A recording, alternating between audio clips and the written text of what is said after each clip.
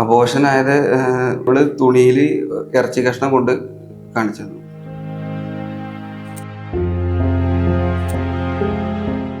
Maturity കുറവ് കൊണ്ടിട്ടാണ് ഇപ്പൊ ഈ കുഞ്ഞിനെ നഷ്ടപ്പെട്ടത് എന്ന് പറഞ്ഞു. ഒരിക്കലല്ല. എനിക്ക് നോക്കാൻ പറ്റുന്നതിന്റെ ഒക്കെ ഞാൻ നോക്കി പരമാവധി. അതായത് അതുകൊണ്ടാണല്ലോ ആ ബ്ലഡ് ഇതായിട്ട് പോയത്. അങ്ങനെ വേദന വന്നത് ഇവനെ കാണിക്കണില്ല, ഇങ്ങനെ സഹിച്ചു പിടിച്ചിരുന്നു. ഇതുപോലെ വേദന ഇല്ലാത്ത രീതിയിൽ കാണിച്ചു. അത് ഇവൾക്ക് അറിയില്ലായിരുന്നു, എനിക്കും അറിയില്ലായിരുന്നു. എന്നിട്ട് അതിന്റെ 2 ദിവസം അബോർഷൻ ആയി കഴിഞ്ഞ് പിറ്റേ ദിവസമാണ് അവൾ ഇത്രയും നേരം ഇരുന്നു എന്ന് ഞാൻ അറിഞ്ഞത്. സോനയ്ക്കപ്പ അറിയില്ലായിരുന്നു ഇങ്ങനെ ആവും, അല്ലെങ്കിൽ ഇവൾക്ക് അറിയില്ല അത് അങ്ങനെ പോകും എന്നുള്ള കാര്യം എനിക്ക് അറിയില്ലായിരുന്നു. യൂറിൻ പാസ് ചെയ്ത് കഴിഞ്ഞപ്പോഴത്തേക്കും ഒരു കുപ്പിയുടെ ഒക്കെ ഇതിന്റെ ഒക്കെ വലിപ്പമുള്ള ഒരു സാധനം, ഒരു ബ്ലാക്ക് കളർ ഒരു സാധനം ചാടി ബ്ലഡും. അപ്പൊ എന്റെ നെഞ്ചൊക്കെ കിടന്നടിക്കാൻ തുടങ്ങി ഇവള് രാവിലെ അത് കൊണ്ടു തന്നപ്പോ. എനിക്കത് അനങ്ങുന്ന പോലെയൊക്കെ തോന്നുക. ആ ബ്രൗൺ കളർ ബ്ലഡ് ഒക്കെ വന്നു കഴിഞ്ഞപ്പോ നമ്മൾ ഒരുപാട് പ്രാർത്ഥിച്ചു, കുഞ്ഞാനെ കിട്ടണേ പോവല്ലേ, ഒത്തിരി പ്രാർത്ഥിക്കുവോ ഒക്കെ ചെയ്ത്. എന്നിട്ട് അപ്പച്ചൻ സോനയെ കയറി പിടിച്ചു എന്നുള്ളൊരു കഥ കേൾക്കുന്നത് ശരിക്കും ഉള്ളത് തന്നെ. ചുമ്മാ തോണ്ടിട്ട് ഇത് എന്താന്നൊക്കെ കത്തിയും മൂർച്ചയുള്ള സാധനങ്ങളൊക്കെ ഇട്ട് അതൊക്കെ മൂർച്ച കൂട്ടി എന്നെ ഒരോട്ടം കുത്തിയിട്ടുണ്ട്. അതൊരു മരക്കഷ്ണം എടുത്തിട്ട് മലമൂത്ര വിസർജനൊക്കെ ആണെങ്കിലും ഇത് പാമ്പേഴ്സ് ഇട്ട് കൊടുത്താൽ കൂടി അത് ഊരിയിട്ട് അവിടെ സാധിക്കും. അങ്ങനത്തെ അസുഖം അറിയാണ്ട് പോണതല്ല, അത് അസുഖത്തിന്റെ ആണെന്ന് പറഞ്ഞാൽ ഞങ്ങള് ഒഴിവാക്കി. അത് പിന്നെ പോട്ടെ എന്ന് വിചാരിച്ച അവസാനം ഈ അബോർഷൻ അത്ര മണിക്കൂർ ഇരുന്ന് അതൊക്കെ ആയി എല്ലാം കൂടെ ഒരു പുച്ഛഭാവത്തോടെ സംസാരമായി. അപ്പൊ പിന്നെ കയ്യിൽ കിട്ടിയതൊക്കെ അടിച്ച് പൊട്ടിച്ച് ദേഷ്യം വന്ന് കൺട്രോള് പോയി ഇറങ്ങി വന്നു. പിന്നീട് കുറെ നാള് നിങ്ങൾ വീടില്ലാണ്ട് പുറത്തൊക്കെ ആയിരുന്നു എന്നുള്ള പല സ്റ്റോറികൾ ഇങ്ങനെ കണ്ടിട്ടുണ്ടായിരുന്നു. അല്ല, അത് പൈസ ഉണ്ടായിരുന്നില്ല, സത്യം പറഞ്ഞ പൈസ ഉണ്ടായിരുന്നില്ല. 0 ആയി തുടങ്ങി. 3000 രൂപ കണ്ട് കയ്യിലുണ്ടായിരുന്നുള്ളൂ. അത് ഹക്കീമ വന്നത്. ആ പൈസ കൊണ്ട് 2 ദിവസം റൂം എടുത്തു, നൈറ്റ് മാത്രം. പകല് ചുമ്മാ തെടി നടക്കും ബൈക്കില്. പിന്നെ ഒരു ദിവസം എപ്പോഴാ കാട്ടിൽ പോയി എന്ന് പറഞ്ഞത് കാട്ടിൽ കിടന്നോന്നല്ല കേട്ടോ, കിടന്നുറങ്ങാൻ പറ്റുന്നില്ല. ഇനി എന്ത് ചെയ്യ, അതായത് വേറെ എങ്ങോട്ടെങ്കിലും പോണോ, ചുമ്മാ ബൈക്കിൽ ട്രാവൽ ചെയ്തോണ്ടിരിക്കുക. അപ്പൊ അങ്ങനെ സ്പോട്ടില് ഇരുന്ന് അവിടുന്ന് വീഡിയോ എടുത്തു മാത്രമേ ഉള്ളൂ. പോയപ്പോ ഇത്രയും അനുഭവിച്ച് ഇത്രയും പാഠങ്ങളുള്ള നിങ്ങൾക്ക് എപ്പോഴെങ്കിലും സോനയ്ക്കുള്ളിനുള്ളിൽ തോന്നൽ വന്നിട്ടുണ്ടോ, ഞാൻ ചെയ്ത അബദ്ധമായി പോയി, വരണ്ടായിരുന്നു? അങ്ങനെ അത് ഈ വീട്ടിൽ വന്നപ്പോ തോന്നിയിട്ടുണ്ട്. ഇങ്ങോട്ട് എന്തിനാ അവിടെ കൊണ്ടുവന്ന് അങ്ങനെ തോന്നിയിട്ടുണ്ട്. അതായത് അവിടെ അടിമാലിയിൽ തന്നെ ഞങ്ങൾക്ക് ചുമ്മാ ലാവിഷായിരുന്നു. ഇവിടെ ഈ ചെറിയ പ്രായത്തില് ഇറങ്ങി വന്നതല്ലേ. അപ്പൊ പിന്നെ കൂടുതൽ ദാരിദ്ര്യം കാണിച്ച് ജീവിക്കേണ്ട, നല്ല ലാവിഷായിട്ട് അടിച്ചു പൊളിച്ചാണ് കഴിച്ചത്. അതായത് സേവിങ്സ് പോലും വെക്കൂല. ഇപ്പോൾ ഇന്ന് 10,000 വന്നു കഴിഞ്ഞാൽ അത് ഒരാഴ്ചയിൽ തീർക്കും. കാരണം അടുത്ത ആഴ്ച വേറെ ഫണ്ട് വരാണ്ടെന്ന് എനിക്ക് ഉറപ്പായിരുന്നു. അതേപോലെ അവിടെ അങ്ങനെ ഒരു പ്രശ്നങ്ങളോ കടങ്ങളോ ബാധ്യതകളോ ഒന്നും ഉണ്ടായിട്ടില്ല. ഒരു പ്രശ്നം ഉണ്ടായിട്ടില്ല. പിന്നെ പോരാത്തതിന് എൻ്റെ സ്വന്തം നാടിനേക്കാളും എനിക്ക് കണക്ഷനുകൾ കൂടുതൽ അവിടെയാണ്. അപ്പൊ അങ്ങനെ എല്ലാം ഓക്കെ ആയിരുന്നു. ഇവിടെ വന്നേ പിന്നെ ഇങ്ങനെ പ്രശ്നങ്ങളായി ഈ അപ്പച്ചൻ്റെ ഇതും അതും മണവും ഇതൊക്കെ ആയിട്ട് അങ്ങനെ ഇങ്ങോട്ട് കൊണ്ടുവരണ്ടെന്ന് എനിക്ക് തോന്നിയിട്ടുണ്ട്.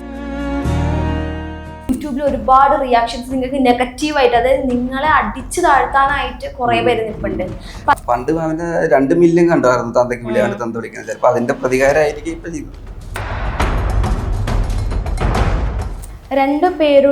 രണ്ടുപേരുടെയും കൈക്കും കാലിനും ഒരു കുഴപ്പവുമില്ല, പണിയെടുക്കാനുള്ള ആരോഗ്യവും ഉണ്ട്. സോ പണിയെടുത്ത് ജീവിക്കണം. പണിയെടുത്ത് തന്നെ ജീവിച്ചോണ്ടിരുന്നത്. അത് അന്ന് പറഞ്ഞാണല്ലോ. എന്നാൽ ഞാൻ പറയട്ടെ, ഈ സ്വന്തം വീട്ടിലേക്ക് പോലും ഞാൻ പോയായിരുന്നില്ല. ഒരു ദിവസം പോലും വീട്ടിൽ വന്നിരുന്നില്ല. 4 വർഷം 5 വർഷമായിട്ട് ഞാൻ അടിമാലിയിൽ വർക്ക് ചെയ്തുകൊണ്ടിരിക്കുകയായിരുന്നു.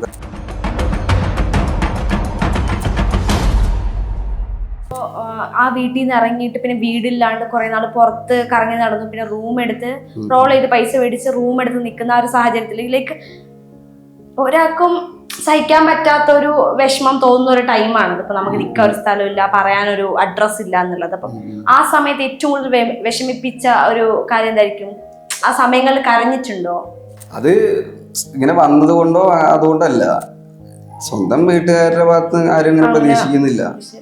ഒരു ഇങ്ങനെ വീട്ടിൽ വന്നിട്ട് ഇങ്ങനെ പ്രശ്നം ഉണ്ടാവും, അത് അബോർഷൻ അവിടെ ഇരുന്ന് ഇവർ ഒരു ഇരുന്നതിന്റെ കാരണത്തിൽ 5-6 മണിക്കൂർ ഇങ്ങനെ ആവും. ഇതൊന്നും നമ്മൾ പ്രതീക്ഷിക്കണില്ലല്ലോ. ആ ഒരു വിഷമം മാത്രമേ ഉള്ളൂ.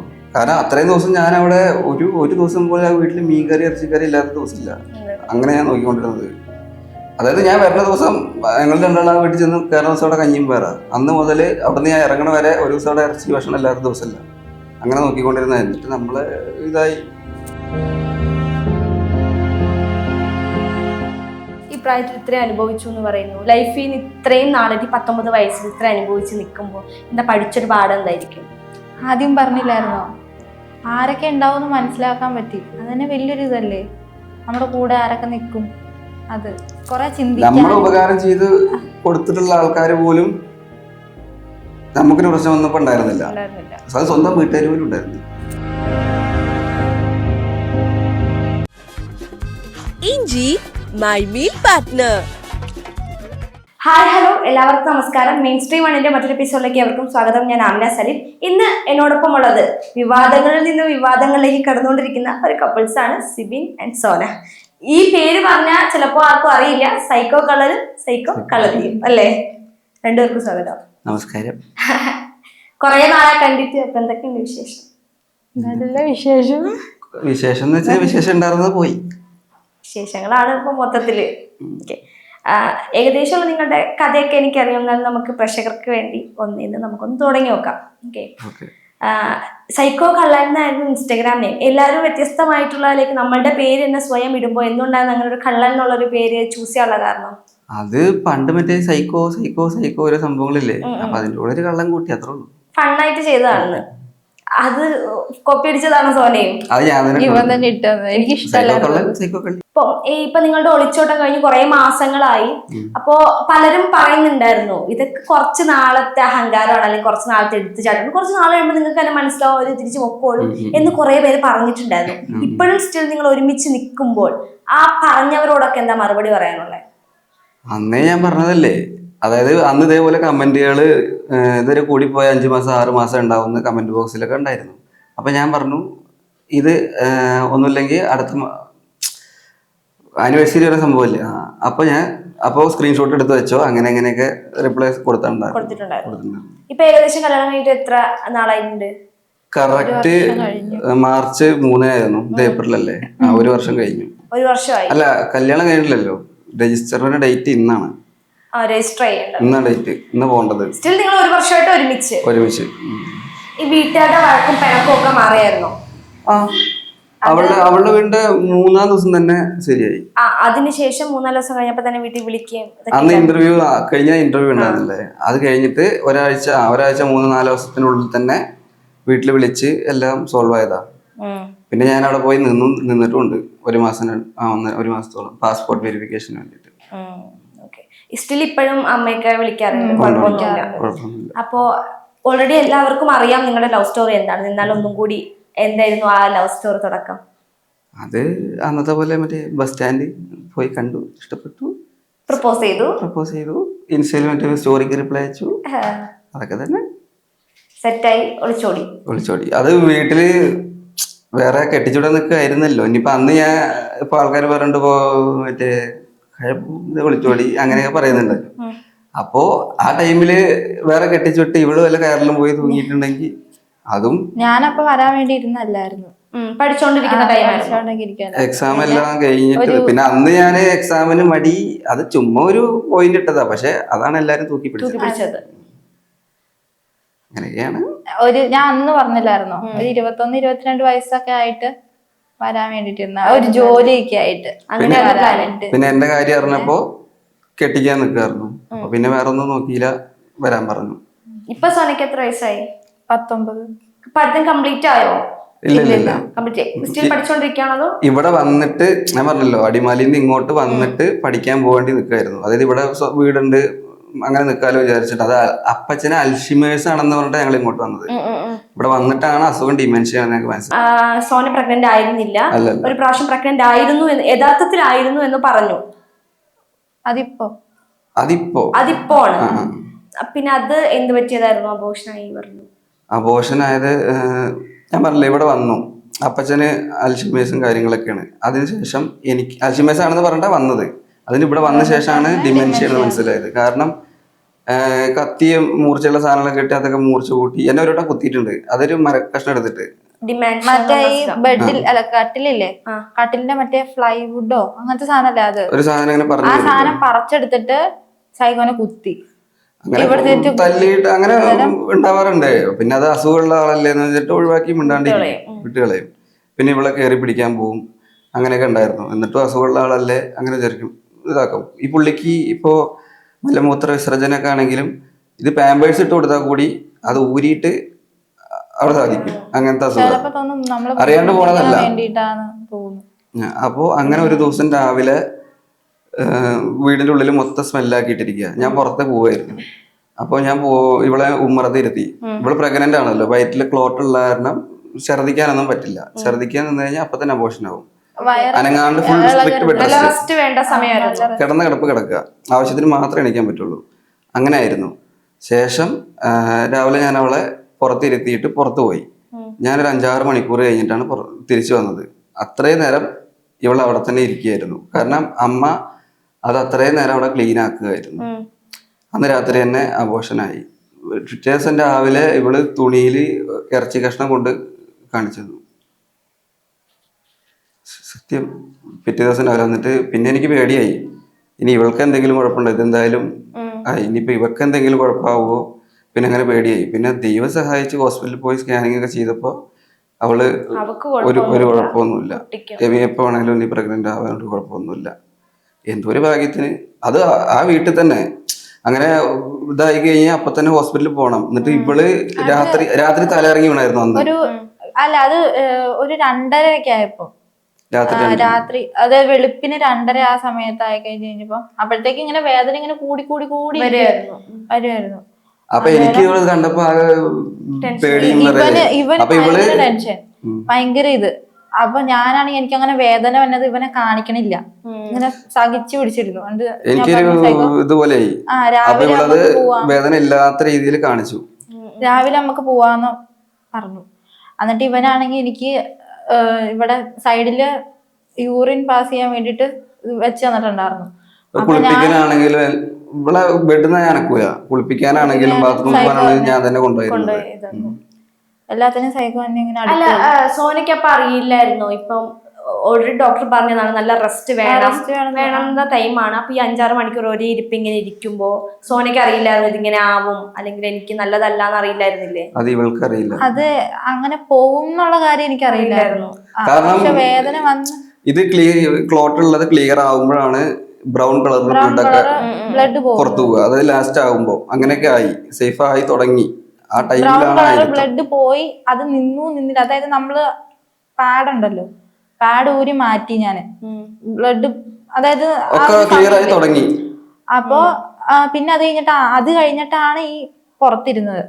അപ്പൊ അങ്ങനെ ഇരുന്നിട്ട് അങ്ങനെ അറിയില്ലായിരുന്നു. അപ്പൊ ഇല്ലായിരുന്നു. അത് കഴിഞ്ഞിട്ട് പിന്നെ രാത്രി പിന്നെ വെളുപ്പിനായി കഴിഞ്ഞപ്പോഴത്തേക്കും ഇങ്ങനെ വേദന കൂടിയിട്ട് ഒരു രാത്രിയൊക്കെ ആയി കഴിഞ്ഞപ്പോഴത്തേക്കും വേദന കൂടി ഒരു 2:30 സമയമൊക്കെ ആയി കഴിഞ്ഞപ്പോഴത്തേക്കും എനിക്ക് ബാത്റൂമിൽ പോകാനും അങ്ങനെയൊക്കെ നമുക്കൊരു പരവേശവും വെപ്രാളോ അങ്ങനെയൊക്കെ കഴിഞ്ഞപ്പോഴത്തേക്കും ഞാൻ യൂറിൻ പാസ് ചെയ്ത് കഴിഞ്ഞപ്പോഴത്തേക്കും ഒരു കുപ്പിയുടെയൊക്കെ ഇതിന്റെയൊക്കെ വലിപ്പമുള്ള ഒരു സാധനം, ഒരു ബ്ലാക്ക് കളർ ഒരു സാധനം ചാടി, ബ്ലഡും.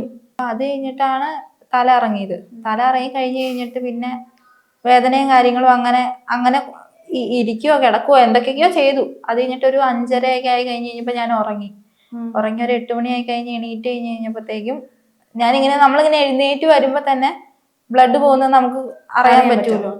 അപ്പോഴത്തേക്കും ഇവനോട് പറഞ്ഞു ബ്ലഡ് പോകുന്നുണ്ടെന്ന് തോന്നുന്നു, നീ എന്തെങ്കിലും തുണി എടുത്തു തരാൻ പറഞ്ഞിട്ട് അവനങ്ങനെ അവന്റെ ബനിയൻ ഒരെണ്ണം എടുത്തു തന്നു. അത് പിടിച്ചു നോക്കി കഴിഞ്ഞപ്പോഴത്തേക്കും ബ്ലഡും ആ ഒരു വന്നു. പിന്നെ ബാത്റൂമിൽ പോയി ഇരുന്നപ്പോഴും വേറെ കുറെ എന്തൊക്കെയൊക്കെയോ പോയി. അങ്ങനെ പക്ഷെ അത് പ്രതീക്ഷിച്ചായിരുന്നു, എക്സ്പെക്ട് ചെയ്തിരുന്നതായിരുന്നു. അതല്ല, ശരിയാവുമെന്ന് ശരിയാവും നമുക്ക് നേരെ ഇത് നേരെയായിട്ട്. കാരണം അത് ക്ലിയർ ആവുന്ന സ്റ്റേജിലാണ് ഈ ബ്രൗൺ കളറിൽ ബ്ലഡ് പോവുക. ആ ബ്രൗൺ കളർ ബ്ലഡ് ഒക്കെ വന്നു കഴിഞ്ഞപ്പോ നമ്മൾ ഒരുപാട് പ്രാർത്ഥിച്ചു, കുഞ്ഞാനെ കിട്ടണേ പോവല്ലേ, ഒത്തിരി പ്രാർത്ഥിക്കുവോ. ഒക്കെ ചെയ്ത് എന്നിട്ടും നടത്തുവോ അങ്ങനെ ഒന്നും ചെയ്യില്ലായിരുന്നു. മൊത്തം തന്നെ ബാത്റൂമിൽ പോകാനാണെങ്കിലും ഒക്കെ ഞാൻ തന്നെ കൊണ്ടുപോകും. അങ്ങനെയായിരുന്നു. പക്ഷെ ഇതിലെന്താ സംഭവിച്ചതെന്ന് പറഞ്ഞാൽ ഇപ്പൊ നിങ്ങൾ അങ്ങനെ ഒരു സ്റ്റോറി ഇറക്കിയ സമയത്ത് ഇപ്പൊ നിങ്ങൾ സത്യ കഥ പറഞ്ഞാൽ പോലും ആരും വിശ്വസിക്കാത്ത അവസ്ഥയായി. ഇപ്പം ഈ പറഞ്ഞ കഥ തന്നെ നിങ്ങളിപ്പോ യൂട്യൂബിൽ കൂടി ഇരുന്ന് പറഞ്ഞാൽ ഞങ്ങൾ വിശ്വസിക്കില്ല. നിങ്ങൾ ഓൾറെഡി ഒരു കഥ അടിച്ചിറക്കി. അതിന് അവർക്ക് അത് ഞങ്ങൾ മറ്റേ പേപ്പറും കാര്യങ്ങളൊക്കെ സ്കാൻ ചെയ്തതിന്റെ അതൊക്കെ കാണിച്ചു കൊടുത്തായിരുന്നു. അല്ല അതെനിക്ക് അറിയാം. അതായത് ഞാൻ തന്നെ അതിന്റെ മുന്നത്തെ വീഡിയോയിൽ ഇട്ടിട്ടുണ്ട്. പുലി വരുന്നേന്ന് പറഞ്ഞിട്ട് ശരിക്കും പുലി വന്നപ്പോ ആരും മൈൻഡ് ചെയ്യാൻ പോണില്ല. അതിന്റെ മുന്നേ വേറെ റീലിൽ ഞാനൊരു ടെക്സ്റ്റ് ആഡ് ചെയ്തിട്ടുണ്ട്. എന്നിട്ട് ശരിക്കും ഈ വീഡിയോ അപ്ലോഡ് ചെയ്തപ്പോ ആ ടെക്സ്റ്റ് ഇതിൽ കമന്റ് ആയി വരാൻ തുടങ്ങി. അല്ല അത് വിചാരിച്ചതാണ്, എനിക്കറിയായിരുന്നു. കാരണം ചെയ്തു കൂട്ടിയതാണല്ലോ. ഈ പലരും നിങ്ങളുടെ ആ വീഡിയോയുടെ കമന്റിൽ പറയുന്നുണ്ട് മെച്ചൂരിറ്റി കുറവ് കൊണ്ടിട്ടാണ് ഇപ്പൊ ഈ കുഞ്ഞിനെ നഷ്ടപ്പെട്ടത് എന്ന് പറയുന്നുണ്ട്. ഒരിക്കലല്ല. എനിക്ക് നോക്കാൻ പറ്റുന്നതിന്റെ ഒക്കെ ഞാൻ നോക്കി പരമാവധി. അതായത് അതുകൊണ്ടാണല്ലോ ആ ബ്ലഡ് ഇതായിട്ട് പോയത്. ആ ബ്ലഡ്, ആ ബ്രൗൺ കളർ ബ്ലഡ് വന്നിട്ട് അത് നിന്ന് ഇങ്ങനെ ആയിരുന്നല്ലോ. പിന്നെ ഞാൻ രാവിലെ അവിടുന്ന് പോകുമ്പോഴും അമ്മ ഈ അത്ര 5 മണിക്കൂർ 6 മണിക്കൂർ അതിൻ്റെ ഉള്ളിൽ ക്ലീൻ ചെയ്തോണ്ടിരിക്കുന്നു ഞാൻ വിചാരിക്കുന്നില്ല. അത് പറഞ്ഞിട്ട് കാര്യമില്ല. അപ്പോ അത്ര 6 മണിക്കൂറോളം ഒരു കുഴപ്പമില്ലാത്തൊരു സ്ത്രീ ആണെങ്കിൽ കൂടി അത്രയും മണിക്കൂർ ആദ്യത്തെ 2-ാം മാസം 1-ാം മാസം ഒക്കെ ഇങ്ങനെ ചുമ്മാ ഇരുന്ന് കഴിഞ്ഞാൽ അബോർഷനായി പോകും. അത് ഇവൾക്ക് അറിയില്ലായിരുന്നു, എനിക്കും അറിയില്ലായിരുന്നു. എന്നിട്ട് അതിന്റെ 2 ദിവസം അബോർഷൻ ആയി കഴിഞ്ഞ് പിറ്റേ ദിവസമാണ് അവൾ ഇത്രയും നേരം ഇരുന്നു എന്ന് ഞാൻ അറിഞ്ഞത്. അതിനുശേഷം എല്ലാം കൂടി വഴക്കുണ്ടാക്കിയിട്ടാണ് ആ വീട്ടിൽ നിന്ന് ഞാൻ ഇറങ്ങി വന്നത്. ഇപ്പം നിങ്ങളിപ്പോ നേരെ അന്ന് ഒളിച്ചോടിയിട്ട് പിന്നെ നിങ്ങൾ ഒറ്റയ്ക്ക് വീടെടുത്തായിരുന്നു താമസിച്ചുകൊണ്ടിരുന്നത്. അത് അടിമാലിയില്. അവിടെ നിന്ന് തുടങ്ങിയ കഥ എന്തായിരുന്നു? എങ്ങനെയായിരുന്നു അവിടുത്തെ ഒരു ലൈഫ്? അവിടെ ആയിരുന്നല്ലോ ഞാൻ വർക്ക് ചെയ്തോണ്ടിരുന്നത്. ഓക്കെ, നിങ്ങൾ ഒളിച്ചോടി, നിങ്ങൾ 2 പേരുടെ വീട്ടിൽ നിന്ന് മാറി അടിമാലിയിൽ ഒരു വീടെടുത്തു മാറി. അതിനുശേഷം അവിടുന്ന് ഒരാഴ്ചത്തോളം പിന്നെ വർക്കിന് പോയി. അതായത് ഇവള് വരുന്ന ടൈമില് കുറച്ച് സേവിങ്സ് ഞാൻ വെച്ചായിരുന്നു. അത് ഇവള് വരാൻ വേണ്ടി വെച്ചതല്ല, സ്റ്റോക്ക് എടുക്കാൻ വേണ്ടി വെച്ചത്. എനിക്ക് പണ്ട് മുതലെയുള്ള ഇതായിരുന്നു. അപ്പൊ ഇവള് വീട്ടിലെ എന്തായാലും ഇപ്പൊ സ്റ്റോക്ക് പിന്നെ എടുക്കാം. ആ ഫണ്ടാണ് ഇപ്പൊ വീടും കാര്യങ്ങളൊക്കെ ആയിട്ട് അന്ന് എടുത്തത്. പിന്നെ കുറച്ച് വെയിറ്റ് ചെയ്ത് വീണ്ടും അടുത്ത ഫണ്ട് റോൾ ചെയ്ത് അതിന് സ്റ്റോക്ക് എടുത്തു. പിന്നെ ആ സ്റ്റോക്ക് തന്നെ ഡൽഹിയിൽ നിന്നും അല്ലെങ്കിൽ കോയമ്പത്തൂരിൽ നിന്നൊക്കെ വീണ്ടും റീസ്റ്റോക്ക് ചെയ്ത് എടുത്ത് സെയിലാക്കി പിന്നെ സേവിങ്സ് മാറ്റി അങ്ങനെ കണ്ടിന്യൂ ചെയ്തുകൊണ്ട് പോയിക്കൊണ്ടിരിക്കുകയായിരുന്നു. ലാസ്റ്റ് 5 മാസം മുന്നേ വരെ ഇവിടെ വരുന്നതിന്റെ തൊട്ട് മുന്നേ വരെ അതാണ് ചെയ്തുകൊണ്ടിരുന്നത്. വർക്കിനെ പോലെ കംപ്ലീറ്റ് ആയിട്ട് നിർത്തി. വർക്കിനേക്കാളും ഇതിനകത്തുനിന്ന് വരുമാനം കിട്ടുന്നുണ്ട്. അപ്പൊ നമ്മൾ ഇതിനകത്ത് തന്നെ നോക്കി അതേപോലത്തെ ബിസിനസ് ഫോക്കസ് ചെയ്യുമ്പോൾ അത് ബെറ്റർ. പൈസ എവിടെ നിന്നാണ് കൂടുതൽ വരുന്നത് അതല്ലേ നമ്മൾ നോക്കേണ്ടത്. അപ്പൊ നിങ്ങൾ അടിമാലിൽ അങ്ങനെ താമസിച്ചുകൊണ്ടിരുന്നപ്പോഴാണ് ഇതുപോലെ അപ്പച്ചന് അൽഷിമേഴ്സ് ആണ് എന്ന് പറഞ്ഞിട്ട് നിങ്ങൾ ഇങ്ങോട്ടേക്ക് വിളിച്ചു വരുത്തുന്നത്. അതായത് സിബിന്റെ വീട്ടിലേക്ക്. അവിടെ ആയിരുന്നു പിന്നെ 5-6 മാസം. അപ്പൊ അവിടെ നിന്നാണ് പിന്നെ ഉള്ളൊരു കഥ കേൾക്കുന്നത്, അപ്പച്ചൻ സോനയെ കയറി പിടിച്ചു എന്നുള്ളൊരു കഥ കേൾക്കുന്നത്. എന്തായിരുന്നു സംഭവിച്ചത്? അല്ല ഇത് ചുമ്മാ തോണ്ടിട്ട് ഇത് എന്താന്നൊക്കെ ചോദിക്കും. അത് അസുഖത്തിന്റെ ആണെന്ന് പറഞ്ഞാൽ ഞങ്ങള് ഒഴിവാക്കി. അത് പിന്നെ പോട്ടെ എന്ന് വിചാരിച്ച അവസാനം ഈ അബോർഷൻ അത്ര മണിക്കൂർ ഇരുന്ന് അതൊക്കെ ആയി എല്ലാം കൂടെ. പിന്നെ അവിടെ ചെന്ന് അവിടെ എല്ലാ ചെലവും ഞാൻ തന്നെ നോക്കിക്കൊണ്ടു. ഞാൻ ഒറ്റയ്ക്ക് നോക്കിക്കൊണ്ടിരുന്നത്. പണിക്ക് പോകാനില്ലേ കൂടി ഇൻട്രസ്റ്റ് സേവിങ്സ് ഉണ്ടായിരുന്നല്ലോ അവിടെ നിന്ന് വരുമ്പോൾ. അതും ഇതൊക്കെ ആയിട്ട് സേവിങ്സ് എല്ലാ കാര്യങ്ങളും ഞാൻ തന്നെ നോക്കിക്കൊണ്ടിരുന്നത്. അങ്ങനെ നോക്കിയിട്ട് അതായത് പിന്നെ പണിക്ക് പോകാൻ പറ്റില്ല. കാരണം അങ്ങനെയുള്ള മാനസികമായിട്ട് പ്രശ്നമുള്ള ആളുള്ളപ്പോൾ അവിടെ അമ്മയും ഇവള് മാത്രമേ ഉള്ളൂ. പിന്നെ പപ്പ അപ്പുറത്തെ വീട്ടിലാണ്. അപ്പൊ ഇവരെ 2 ഒറ്റയ്ക്കാക്കിയിട്ട് എനിക്ക് പോകാൻ പറ്റില്ല, പണിക്കും പോകാൻ പറ്റില്ല. അപ്പോൾ വരുന്ന വരുമാനം നിന്നു, പുതിയൊരു വർക്കിനും പോകാൻ പറ്റില്ല. അങ്ങനെയായി. പിന്നെ എല്ലാത്തിന്റെ ഇടയിൽ ഒരു ദിവസം ഇങ്ങനെ കടവ് ആയി തുടങ്ങി എന്നൊക്കെ പറഞ്ഞ് ആക്കിയപ്പോ അതിന് ഒരു പുച്ഛഭാവത്തോടെ സംസാരമായി. അപ്പൊ പിന്നെ കയ്യിൽ കിട്ടിയതൊക്കെ അടിച്ച് പൊട്ടിച്ച് ദേഷ്യം വന്ന് കൺട്രോള് പോയി ഇറങ്ങി വന്നു ഇവിടെ കൊണ്ട്. ഇറങ്ങി വന്നിട്ട് പിന്നീട് കുറെ നാള് നിങ്ങൾ വീടില്ലാണ്ട് പുറത്തൊക്കെ ആയിരുന്നു എന്നുള്ള പല സ്റ്റോറികൾ ഇങ്ങനെ കണ്ടിട്ടുണ്ടായിരുന്നു. അല്ല പകല് അത് പൈസ ഉണ്ടായിരുന്നില്ല. സത്യം പറഞ്ഞാൽ പൈസ ഉണ്ടായിരുന്നില്ല. 0 ആയി തുടങ്ങി. 3000 രൂപ കണ്ട് കയ്യിലുണ്ടായിരുന്നുള്ളൂ. അത് ഹക്കീമ വന്നത്. ആ പൈസ കൊണ്ട് 2 ദിവസം റൂം എടുത്തു, നൈറ്റ് മാത്രം. പകല് ചുമ്മാ തെണ്ടി നടക്കും ബൈക്കും എടുത്തിട്ട് ഒരു 2 മാസമായിട്ടുള്ളൂ. പകല് അങ്ങനെ നടക്കും. എന്നിട്ട് ഒരു ദിവസം വേറൊരു പ്രമോഷൻ ഉണ്ടായിരുന്നു. ആ പ്രമോഷൻ അതായത് ഈ വീട്ടിൽ നിന്ന ടൈമിൽ എടുക്കേണ്ട പ്രമോഷൻ അത് ഈ 20,000 രൂപയായിരുന്നു. ഷൂവിന്റെ പ്രൊഡക്റ്റും 20,000.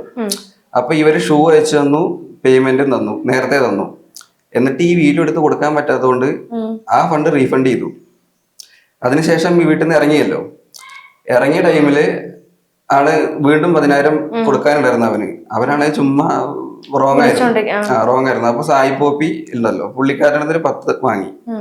പുള്ളിക്കാരൻ ഇടയ്ക്ക് റോൾ ചെയ്യാറുണ്ട്, പറഞ്ഞ ടൈമിൽ കൊടുക്കാറുണ്ട്. അപ്പൊ പുള്ളി 10 തന്നു. ആ വീടെടുക്കാൻ വേണ്ടിട്ട് മേടിച്ചതാ. അപ്പൊ ഇവനിങ്ങനെ ഫോഴ്സ് ചെയ്തോണ്ടിരുന്നപ്പോ ആ ഫണ്ട് അവന് കൊടുത്തു.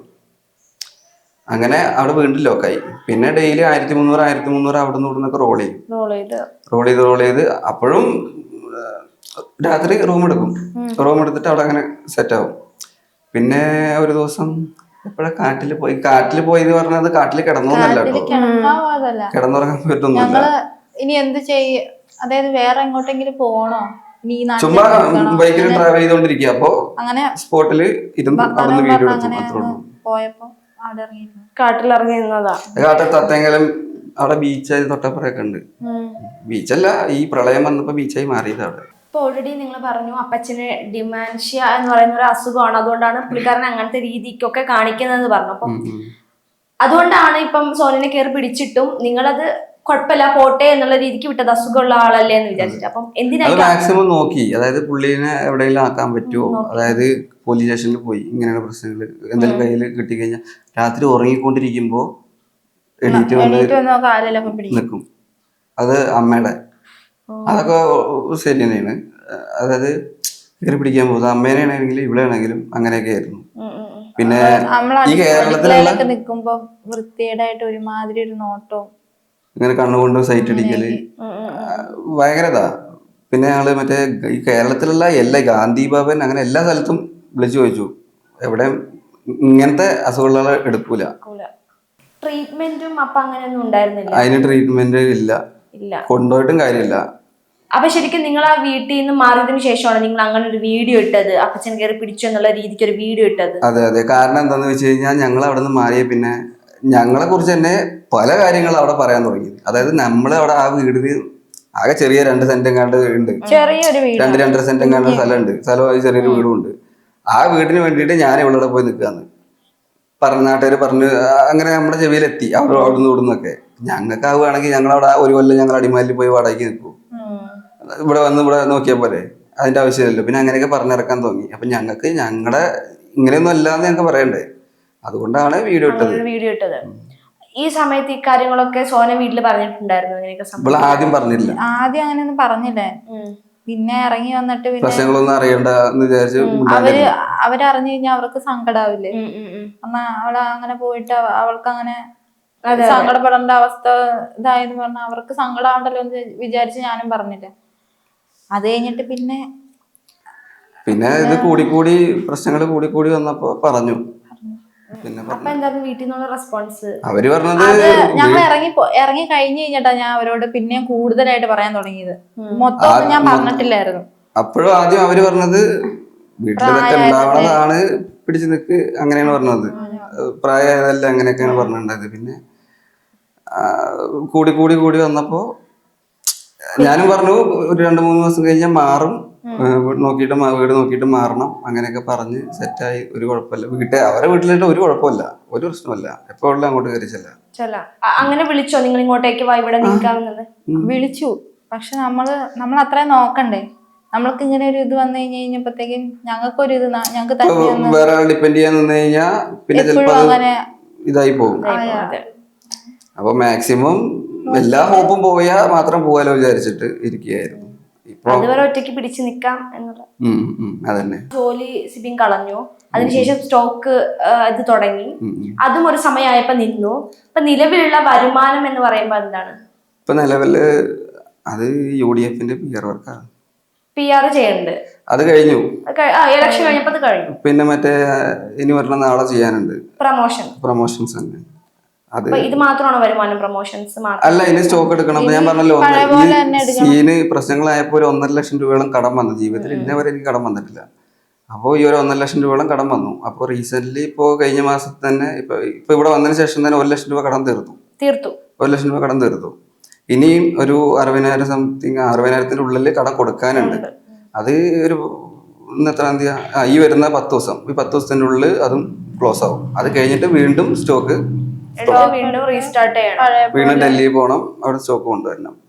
നിലവിൽ ഇപ്പൊ നിങ്ങൾ വാടക വീട്ടിലാണ് താമസിക്കുന്നത്. അതെ. അതെ. ഇനി മുന്നോട്ടുള്ള പ്ലാൻ എന്താ? സ്റ്റോക്ക് എടുക്കുക, പൈസ ഉണ്ടാക്കുക? അതന്നെ, സ്റ്റോക്ക് ആദ്യൊരു പ്രിന്റർ ഉണ്ടായിരുന്നു, പക്ഷെ അത് ഞാൻ കൊടുത്തു. അതായത് ഡ്രസ്സ് അതിൽ ടീഷർട്ടിൽ പ്രിന്റ് അടിക്കുന്ന മെഷീൻ ഉണ്ടായിരുന്നു. അത് ഇതേപോലെ ഇൻഫ്ലുവൻസ വൈറസ് പറഞ്ഞ സംഭവം എനിക്ക് വന്നായിരുന്നു. എനിക്കും വന്നു, ഇവക്കും വന്നു. ഞങ്ങളെ നോക്കാൻ പോലും ഒരുത്തുണ്ടായിരുന്നില്ല. ഈ വീട് എടുക്കുമ്പോഴും ഇവിടെ ഒന്നും ഉണ്ടായിരുന്നില്ല. ഇവിടെ ഉണ്ടായിരുന്ന സാധനങ്ങളൊക്കെ ഇപ്പൊ നിങ്ങൾ മേടിച്ചതാ? എല്ലാം ഒന്നും ഉണ്ടായിരുന്നില്ല, ബൾബ് പോലും ഉണ്ടായിരുന്നില്ല, ഫുള്ള് കാലിയായിരുന്നു. അപ്പുറത്തൊന്നും ഞങ്ങൾ കൊണ്ടുവന്നിട്ടില്ല കേട്ടോ. ഞങ്ങള് മറ്റേ നിന്ന വീട്ടിൽ നിന്ന് സ്റ്റൗവും പാത്രങ്ങളൊക്കെ കൊണ്ടുവന്നായിരുന്നു. അതൊന്നും ഇങ്ങോട്ട് എടുത്തിട്ടില്ല. ഇപ്പോ ഈ ഒരു ചെറിയ പ്രായത്തിൽ 19, 20 അല്ലേ?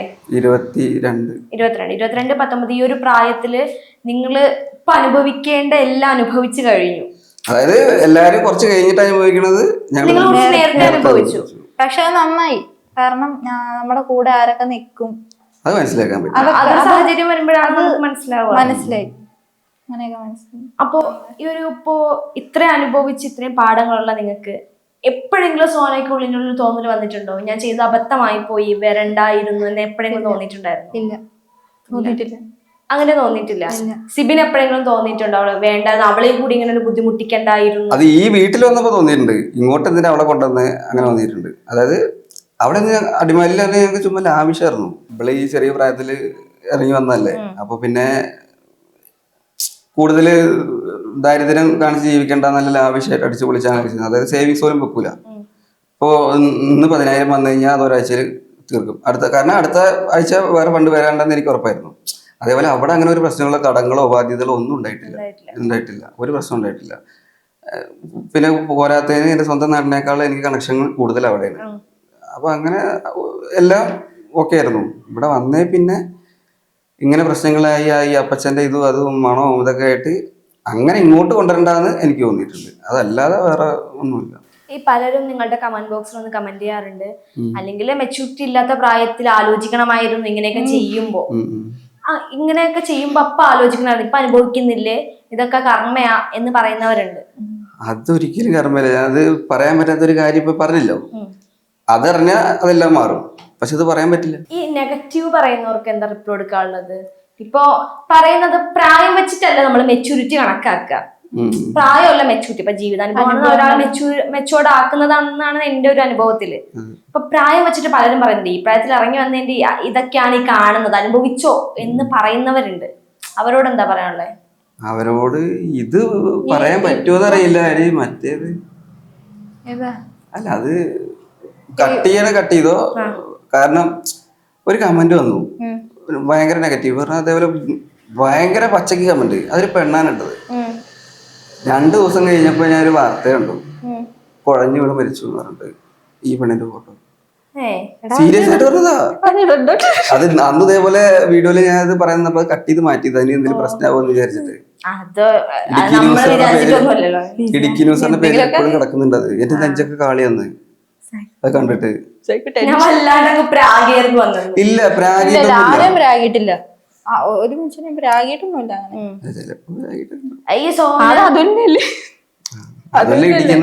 അതില്ല മാത്രമേ പറഞ്ഞിട്ടുള്ളൂ, ആ ചേട്ടനെ മാത്രമേ. ഒരുപാട് റിയാക്ഷൻ ഓളീസ് അതല്ലേ യൂട്യൂബിൽ ഒരുപാട് റിയാക്ഷൻസ് നിങ്ങൾക്ക് നെഗറ്റീവായിട്ട്, അതായത് നിങ്ങളെ അടിച്ചു താഴ്ത്താനായിട്ട് കുറെ പേര് നിൽപ്പുണ്ട്. അപ്പൊ അതിനൊക്കെ റിയാക്ട് ചെയ്യുന്നുണ്ട്. ഇല്ല, ഞാൻ ചെയ്തിട്ടില്ല. സ്റ്റോറിയിൽ സ്റ്റോറിയിലിട്ട് വിടും. പണ്ട് റീൽസിലിട്ടാ ചെയ്തായിരുന്നു. അത് പണ്ട് അവന്റെ 2 മില്യൺ കണ്ടായിരുന്നു തന്തയ്ക്ക് വിളി, അവന്റെ തന്ത വിളിക്കുന്നത്. ചിലപ്പോ അതിന്റെ പ്രതികാരമായിരിക്കും ഇപ്പൊ ചെയ്തത്. പിന്നെ ഈ സന്ദീപ് എടപ്പാൾ എന്ന് പറഞ്ഞ പുള്ളി കഴിഞ്ഞ പ്രാവശ്യം ഭയങ്കര നെഗറ്റീവ് പറഞ്ഞത്, പക്ഷെ ഇപ്രാവശ്യം പുള്ളി കാര്യം മനസ്സിലാക്കി വീഡിയോസ് ഇട്ടു. നിങ്ങളുടെ ലാസ്റ്റ് ഒരു യൂട്യൂബ് വീഡിയോ ഉണ്ടായിരുന്നില്ല, നിങ്ങൾക്ക് എന്താണ് സംഭവിച്ചത് അല്ലെങ്കിൽ എന്താ സത്യം എന്ന് പറഞ്ഞിട്ടൊരു യൂട്യൂബ് വീഡിയോ ഉണ്ടായിരുന്നു. അപ്പം അതിന്റെ താഴെ കുറെ പേര് കമന്റ് ഇട്ട് 2-3 കമന്റ്സ് ഞാൻ വായിക്കാം. അപ്പൊ അതിന് നിങ്ങൾക്ക് എങ്ങനെ റിപ്ലൈ കൊടുക്കാൻ പറ്റില്ല, അതിന് എന്താ റിപ്ലൈ പ്രേക്ഷകർക്ക് കൊടുക്കാൻ പറ്റുക എന്നുള്ള കാര്യം നിങ്ങൾ പറഞ്ഞാൽ മതി. This is the perfect example for what happens after ഒളിച്ചോട്ടം. ഇതാണ് ശരിക്കുള്ള എക്സാമ്പിൾ. ആഫ്റ്റർ ഒളിച്ചോട്ടത്തിന് ശേഷം എന്ത് സംഭവിക്കുന്നു എന്നുള്ളത് ഇതാണ് സത്യം എന്ന്. അതായത് നിങ്ങൾ അനുഭവിച്ചുകൊണ്ടിരിക്കുക എന്നാണ് അവർ ഉദ്ദേശിക്കുന്നത്. എന്താ കൊടുക്കാനുള്ള മറുപടി?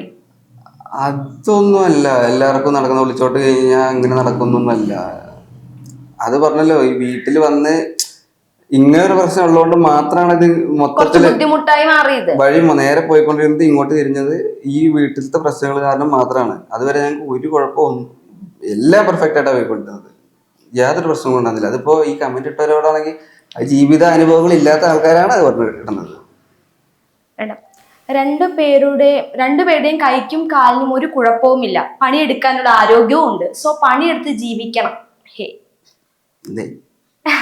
തഴപ്പ് പണിയെടുത്ത് തന്നെ ജീവിച്ചോണ്ടിരുന്നത്.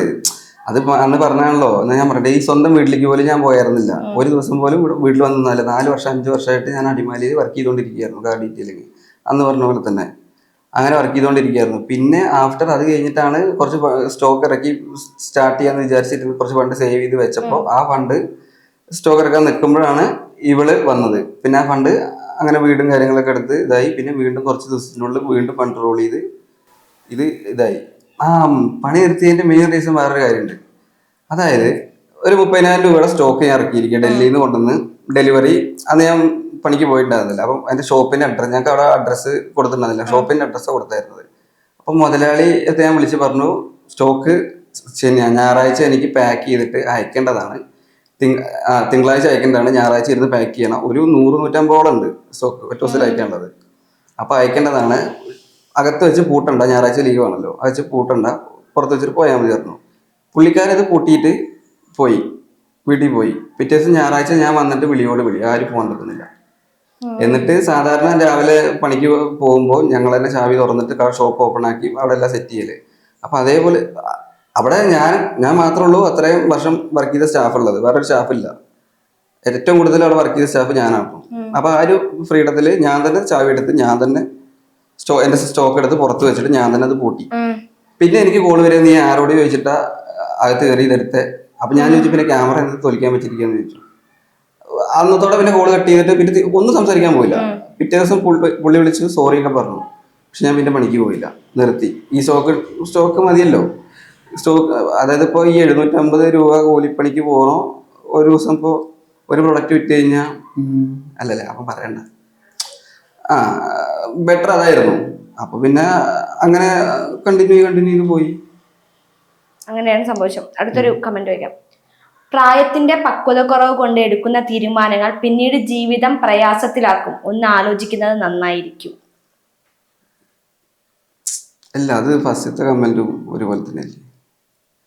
പ്രായത്തിന്റെ പക്വതക്ക് ചില കാര്യങ്ങൾ അറിയാത്ത കാര്യങ്ങൾ, അത് ചില കാര്യങ്ങൾ അറിയാത്തത് ഇപ്പൊ അന്ന് പറഞ്ഞ അത്ര നേരം ഇരുന്ന് കഴിഞ്ഞാൽ അതേപോലത്തെ കുറച്ച് ഇതല്ലാതെ വേറെ ഫിനാൻഷ്യലി പൈസ ഉണ്ടാക്കാനുള്ളതാണെങ്കിലും അല്ലെങ്കിൽ ഇപ്പോൾ വരുമാനം ഇപ്പൊ നാളത്തേക്കുള്ള കാര്യങ്ങളാണെങ്കിലും അങ്ങനത്തെ കാര്യങ്ങൾക്കൊന്നും ഞങ്ങൾക്ക് ഒരു പ്രശ്നം ഉണ്ടായിരുന്നില്ല. എല്ലാം മാറിയത് സ്വന്തം വീട്ടിൽ വന്നതിന് ശേഷം മാത്രമാണ് കുറച്ച് പ്രശ്നങ്ങളും ബുദ്ധിമുട്ടൊക്കെ ആയത്.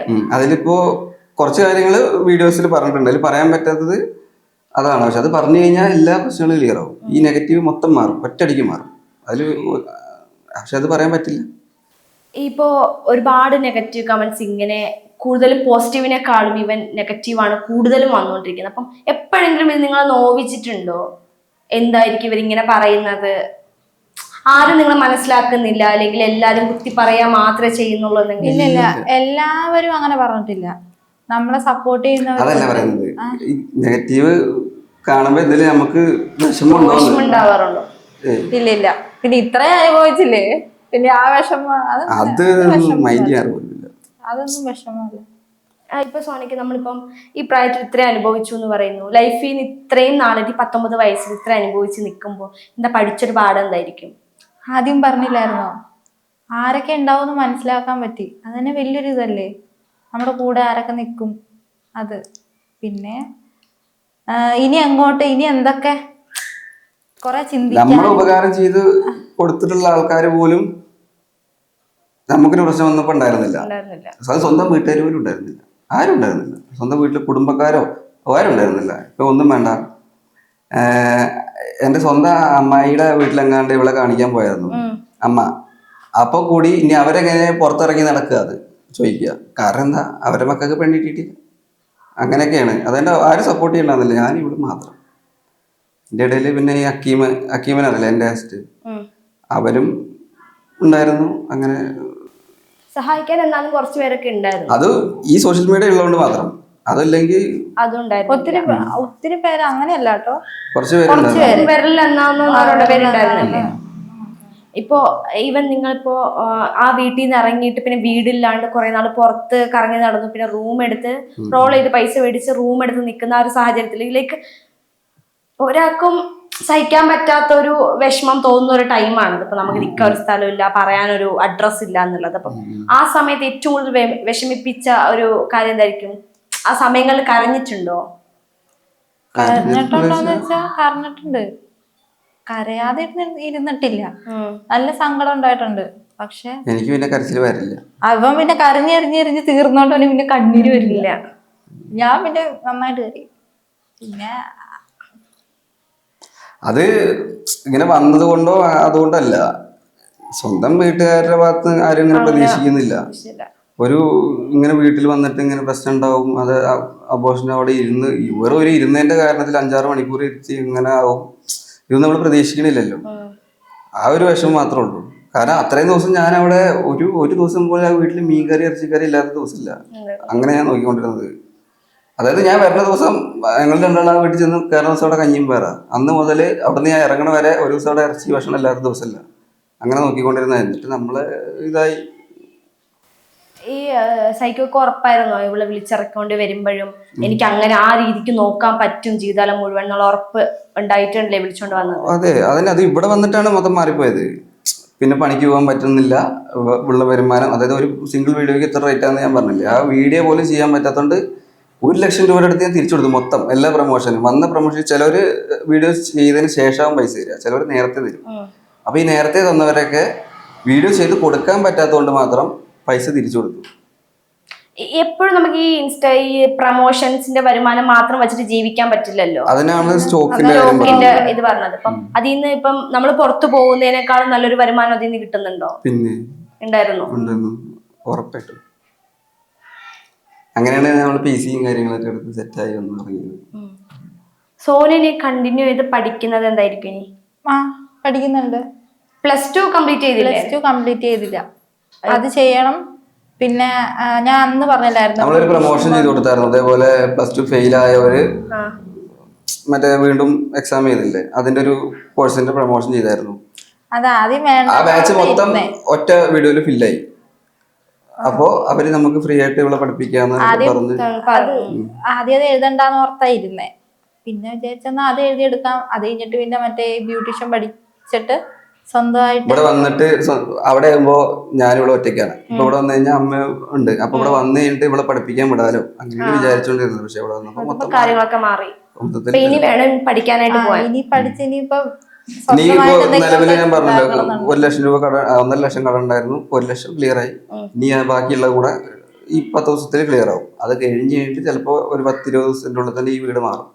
എന്നിട്ട് പുതിയ സ്ഥലത്ത് പോയി അവിടെ നിന്ന് വീണ്ടും പഠിക്കാൻ പോകണം. തുടങ്ങും. അപ്പത്തേക്ക് ചിലപ്പോ ഉള്ള അനിയൻ വരും, സ്കൂൾ കൂട്ടിയിരിക്കില്ലേ, അപ്പൊ അവനെ ഇവിടെ കൊണ്ടുവന്നു കണ്ണാപ്പി. അപ്പോഴത്തേക്കും സോനയുടെ ഹെൽത്ത് ഇഷ്യൂസ് ഒക്കെ ഇപ്പൊ എല്ലാം ഓക്കെ ആണോ?